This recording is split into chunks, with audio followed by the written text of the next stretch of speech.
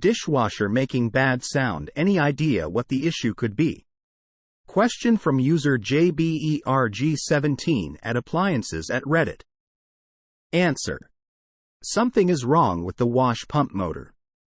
Could be a debris in the impeller, or the motor could be dying. Considering the spray arms aren't moving, that's my conclusion.